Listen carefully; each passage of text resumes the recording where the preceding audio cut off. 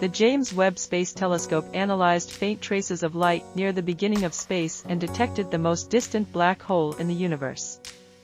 The James Webb Space Telescope has discovered the earliest known black hole in the universe, and astronomers think black holes that could have been earlier may be scattered throughout the early universe. It is a panoramic photo of several images taken by the James Webb Space Telescope using near-infrared rays, and according to NASA's expression, it is like a treasure trove of thousands of galaxies. We also see clusters of bright white spiral galaxies that appear to be twisted together slightly to the right from the center, while others look like pinwheels with pale pink spirals spinning in the wind. At the top of the right picture, you can also see H-sharp diffraction spikes, like James Webb's signature, shining blue on the border. On the right edge of the second square in the bottom row, right to right, you can see that the unusual-looking blue galaxy is composed of clusters that sparkle in blue and pink. Black holes are created by the collapse of huge stars and grow by constantly eating gas, dust, stars, and other black holes. The above panoramic photography, which began as part of the early exploration program of space evolution, has endless fields to study. The first objects to be photographed have been revealed, a study made possible by James Webb's ability. Some of the light from the cluster of red galaxies in space photographs refers to celestial bodies that have traveled over 13 billion years to reach the James Webb Space Telescope. In some of these greedy spacetime destruction, friction causes matter to spiral into the mouth of a black hole and heat it, emitting light detectable by the telescope, turning them into active galactic nuclei AGNs. James Webb's team tracked the above spectrum and found the active supermassive black hole at the furthest known distance. In particular, the black hole named Source 1019 through this filming is a black hole that already existed only 570 million years after the birth of the universe. Its total mass is 9 million times that of the Sun, similar to the black hole in the center of our galaxy. The observation team and research team also found two active supermassive black holes that existed at an extremely long distance when the universe was only a billion years old. In addition, additional studies have found 11 more galaxies when the universe was only 470 million to 675 million years old. What's more surprising is that it took less than an hour to shoot more than 100,000 galaxies with the James Webb Space Telescope. Through the study of CRS, astronomers affirm that James Webb will bring a tremendous amount of information about the early universe.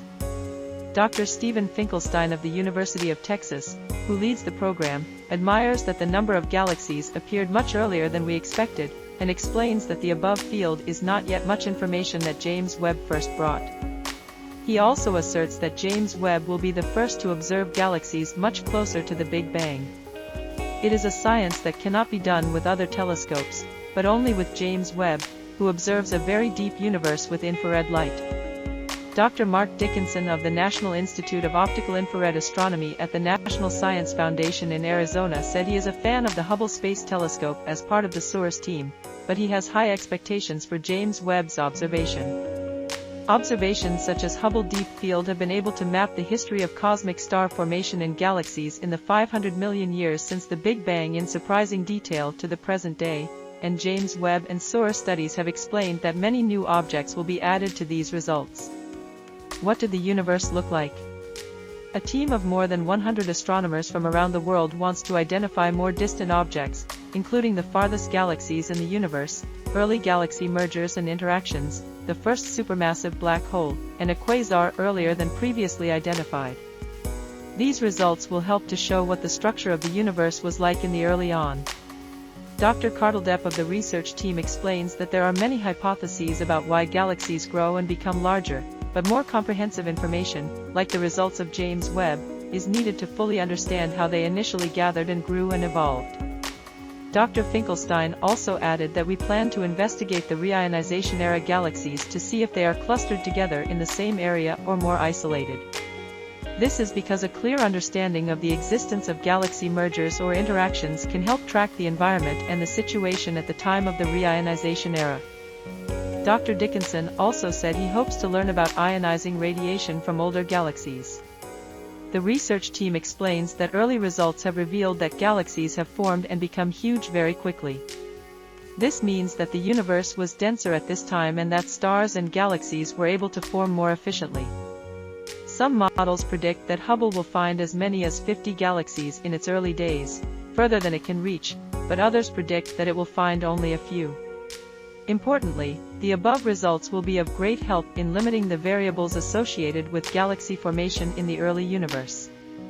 Perhaps the most interesting aspect of the above study lies in making new evidence and scientific observations about an important period in space history. The Big Bang triggered a series of events leading up to the cosmic microwave background, the Dark Ages, the first stars and galaxies, and the reionization era, during which the cosmic gas was mostly neutral and opaque to ultraviolet light, but at some point it began to fully ionize and become transparent. Many questions remain about this unique period of the universe. For example, what caused the gas to transition from neutral to ionized? And how long did it take for the opacity of the universe to be significantly lower and much more transparent?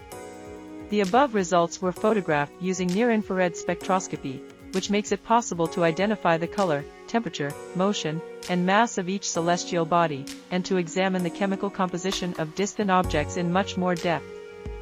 In addition, the observation team has opened the micro-shutter slit of the spectrometer to observe hundreds of galaxies individually and obtain the spectrum.